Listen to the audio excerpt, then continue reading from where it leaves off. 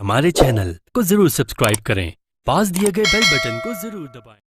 नहमदुहु व नुसल्ली अला रसूलिहिल करीम अम्मा बाद फ़अऊज़ु बिल्लाहि मिनश शैतानिर रजीम बिस्मिल्लाहिर रहमानिर रहीम अल्हम्दुलिल्लाहिल्लज़ी अंज़ला अला अब्दिहिल किताब व लम यजअल लहू इवजा क़य्यिमन लियुनज़िरा बअसन शदीदन मिन लदुन्हु व युबश्शिरल मुअमिनीना अल्लज़ीना यअमलून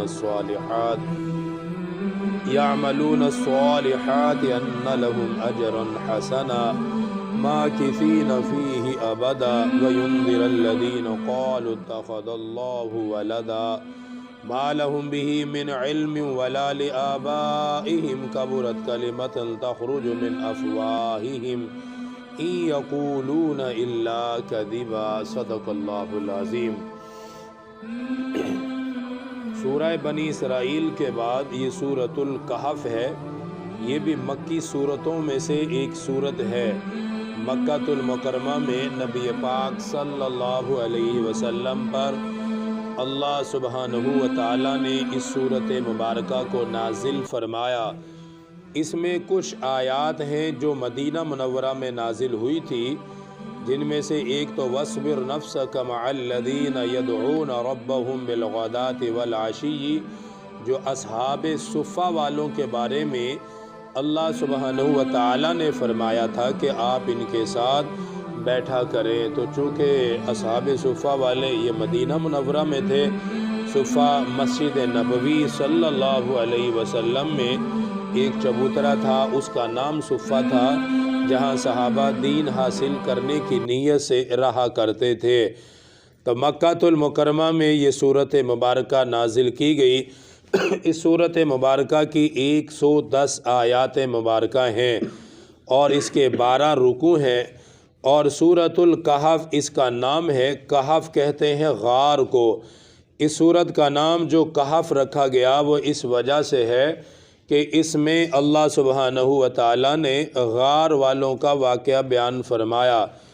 ये जिनको हम कहते हैं कि अस्हाब सुफ़ा वाले चंद लोग थे जो ईमान लाए, मुसलमान हुए, जिन्होंने अपने आप को शिरक बिदआत से दूर किया, नाफरमानियों से दूर किया और अल्लाह सुब्हानहू व तआला की इबादत में मशगूल हुए। जब कौम उनके पीछे पड़ी, उनको मारने के लिए आए लोग, बादशाह ने मारना चाहा, तो उन्होंने अपने आप को एक गार में बंद कर लिया। एक गार में जाकर उन्होंने पनाह ली, फिर वहाँ रहे। अल्लाह सुब्हानहू व तआला ने उन्हें सुला दिया, फिर वो वहाँ सोए रहे। बहरहाल आगे आयात में ये पूरी तफसील इसकी आएगी। तो इस सूरत को सूरतुल कहफ इसीलिए कहा जाता है कि इसमें गार वालों का वाक़या ज़िक्र हुआ है। फिर इस सूरत मुबारका के मज़ामीन में बड़े जो मज़ामीन हैं वो एक तो गार वाले लोग हैं, उनका ज़िक्र अल्लाह सुब्हानहू व तआला ने इस सूरत मुबारका में किया है। फिर इस सूरतुल कहफ में अल्लाह सुब्हानहू व तआला ने दो भाइयों का वाक़या भी ज़िक्र फरमाया है। उनमें से एक मालदार था, एक उनमें से गरीब था। तो मालदार गरीब को ताने मारता था, उसे परेशान करता था। चूँकि मालदार, उसके पास बहुत ज़्यादा माल, हर तरफ से माल उसे मिल रहा था और दुनिया के काम काज में वो मशगूल था। जो उसका भाई गरीब था वो इबादत में मशगूल रहता था, अल्लाह अल्लाह करने में मशगूल रहता था। इसलिए वो अमीर उसको ताने देता और कहता, जिस रब की तो इबादत करता है उसने तुझे क्या दिया हुआ है, नाउज़ु बिल्लाह। इस तरह उसे परेशान करता। फिर अल्लाह ताला ने उस पर अज़ाब मुसल्लत किया, उसके बागात को तबाह व बर्बाद कर दिया और सारी उसकी फसलें, उसके बागात सब लोगों के लिए इबरत का निशान बना। अल्लाह ताला ने इस वाक़े को भी इस सूरत मुबारका में ज़िक्र किया है। फिर उसके साथ मुशरिकीन मक्का ने जो अहले यहूद के कहने पर आप सल्लल्लाहु अलैहि वसल्लम से 3 सवाल किए थे। यहूद ने कहा था कि तुम 3 सवाल उससे करना, अगर वो वाकई ही नबी है तो उनका जवाब देगा, क्योंकि नबी के अलावा कोई उन 3 सवालात का जवाब नहीं दे सकता। उन्होंने वो आकर सवाल किए। एक सवाल ये था कि आप ये बताइए कि रूह क्या चीज़ है। اس کا جواب سورہ بنی اسرائیل میں گزر چکا ہے۔ دوسرا ان کا سوال یہ تھا کہ اصحاب کہف والے کون تھے، یہ غار والے کون لوگ تھے، ان کا کیا واقعہ ہے، آپ بتائیے ان کے بارے میں۔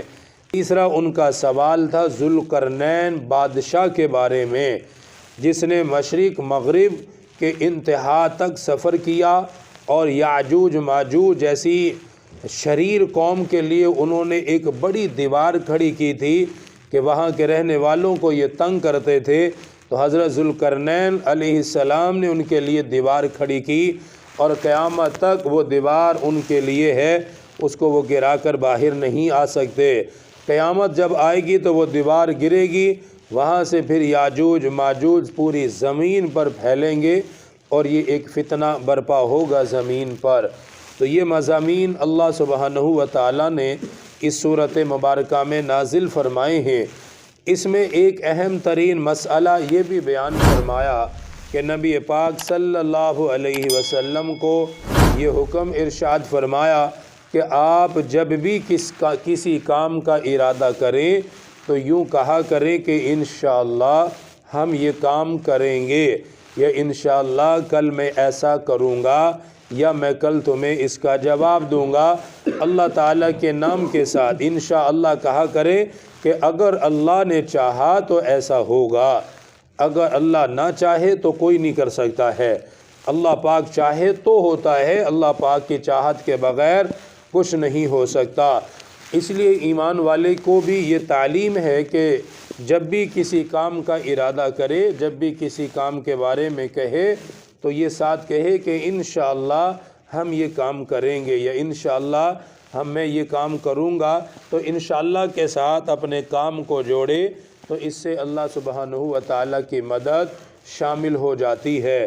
یہ نبی پاک صلی اللہ علیہ وسلم کو حکم اس صورت مبارکہ میں دیا گیا ہے کہ آپ انشاءاللہ کہا کریں تو اللہ سبحانہ و تعالیٰ آپ کی مدد فرمائیں گے۔ سورۃ الکہف کے بے شمار فضائل بھی ہیں۔ ایک تو یہ جمعۃ المبارک والے دن پڑھی جاتی ہے سورۃ الکہف، اور اس کا فائدہ یہ ہے کہ نبی پاک صلی اللہ علیہ وسلم نے ارشاد فرمایا جو جمعۃ المبارک والے دن سورۃ الکہف کی تلاوت کرے گا تو ایک جمعے سے لے کر دوسرے جمعے تک اس پڑھنے والے کے لیے ایک نور رہے گا۔ اللہ پاک اس کے لیے ایک نور کو پیدا کر دیتا ہے۔ دوسری حدیث میں ہے نبی پاک صلی اللہ علیہ وسلم نے فرمایا جو جمعۃ المبارک والے دن سورۃ الکہف کی تلاوت کرے، یہ سورت اپنے پڑھنے والے کے لیے قیامت کے دن ایک نور بن کر ظاہر ہو جائے گی، اور جب یہ نور بن کے ظاہر ہوگی تو قیامت کے اندھیرے دور کر دے گی اور اپنے پڑھنے والے کے لیے جنت کا راستہ روشن کر دے گی۔ ایسی اس کی فضیلت ہے۔ ایک اور حدیث میں حضرت ابو درداء رضی اللہ تعالی عنہ سے روایت ہے کہ نبی پاک صلی اللہ علیہ وسلم نے ارشاد فرمایا جس آدمی نے اس کی پہلی 10 آیات یاد کی زبانی، 10 آیات کوئی مشکل نہیں ہے، بالکل آسان ہے 10 آیات پہلی اس کی ہر مسلمان یاد کر سکتا ہے اور کرنی بھی چاہیے۔ فرمایا جس نے اس کی 10 آیات کو یاد کر لیا اللہ سبحانہ و تعالیٰ اس کو دجال کے فتنے سے محفوظ فرما دیں گے۔ یہ مسلم شریف میں حدیث مبارکہ موجود ہے۔ جس نے 10 آیات کو یاد کیا اس کی وجہ سے اللہ تعالیٰ دجال کا فتنہ جو روح زمین پر سب سے بڑا فتنہ ہوگا، اللہ پاک اس سے محفوظ کر دے گا ہر اس شخص کو جس نے سورۃ الکہف کی 10 آیات کو زبانی یاد کیا ہوا ہوگا۔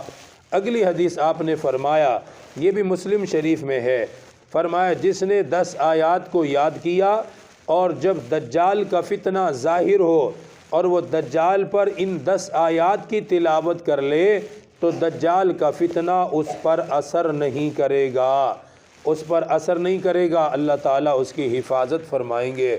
تو بہرحال اس کی بڑی برکات ہیں، بڑے فضائل ہیں، اس لیے اس کو یاد کرنا چاہیے۔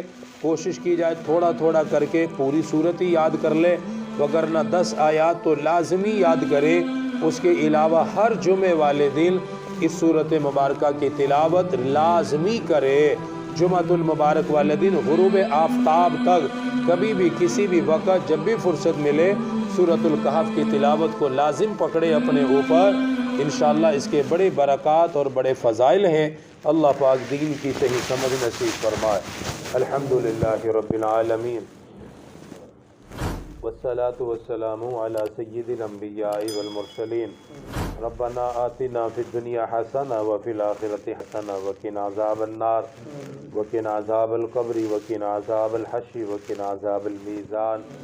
رب اغفر وارحم وانت خیر الراحمین۔ صلی اللہ تعالی علی رسول خیر خلقہ۔